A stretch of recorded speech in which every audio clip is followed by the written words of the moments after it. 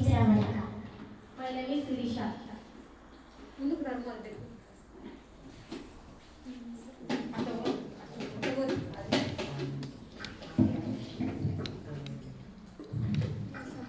ఏంటి నా పశువుల డబ్బులు కనిపించట్లేదు? ఎవరు తీశారు? పిల్లలు కూడా తీయరు కదా డబ్బులు. నేను ఎవరు తీయరని బైబిల్లోనే పెడతా కదా, ఎవరు తీసినారు? పిల్లలు రండి. నా పశువుల డబ్బులు కనిపించట్లేదు, మీరు తీశారా? నిజం చెప్పండి. ఓకే, వెళ్ళండి. పిల్లలు కూడా డబ్బులు తీయట్లేదు, ఎవరు తీసింటారు? సరే, ప్రేర్ చేస్తే ఎస్ అయ్యా, నా పట్ల డబ్బులు కనిపించట్లేదు. ఆ దొంగ ఎవరో పట్టించుమయ్యా, నా సహాయం చేయమయ్యా. రహస్యవంతున్న వాటిని వెలుగులోకి తెచ్చు దేవుడని నాకు సహాయం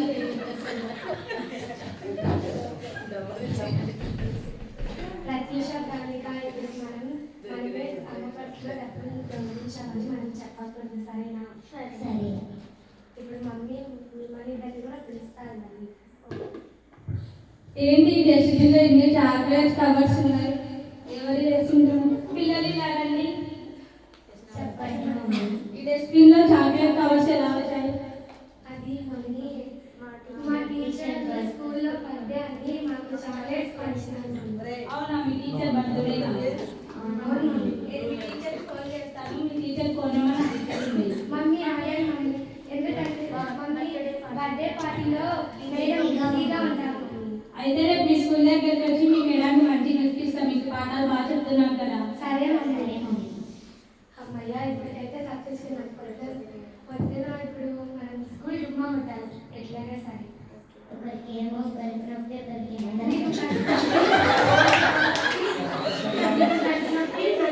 ఒకరికి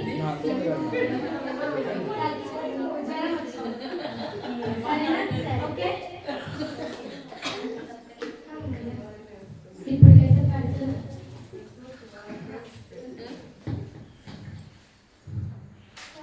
పిల్లలు లేవండి, స్కూల్కి టైం అవుతుంది. మమ్మీ నాకు చాలా తలనొప్పిగా ఉంది నాకు చాలా జ్వరంగా ఉంది మమ్మీ. నాకు చాలా కడుపు నొప్పిగా ఉంది మమ్మీ. అవునా, హాస్పిటల్కి వెళ్దాం. సరే మమ్మీ.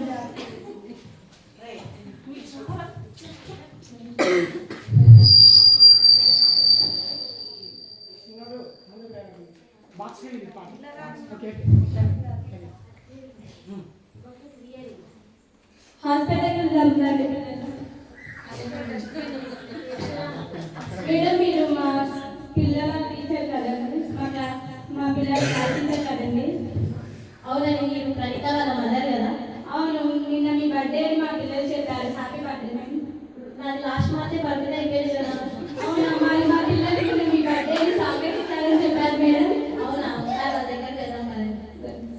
అమ్మాయి మేడం నా బర్త్డే నేను మీకు చెప్పిన మార్నింగ్. నేను నా బర్త్డే మీకు చెప్పినా లాస్ట్. మరి మీ మదర్కి ఎందుకు అబద్ధం చెప్తున్నారు? సారీ మేడం, నేనే చాక్లెట్స్ కొనుక్కున్నాను. మమ్మీ కోసం డబ్బులు తగ్గడం చేసినాం. అవునా, ఇప్పుడు మీ మదర్కి వేరే సారీ చెప్పండి. Okay madam. Sorry mummy. ఎందుకు సారీ చెప్తున్నావు?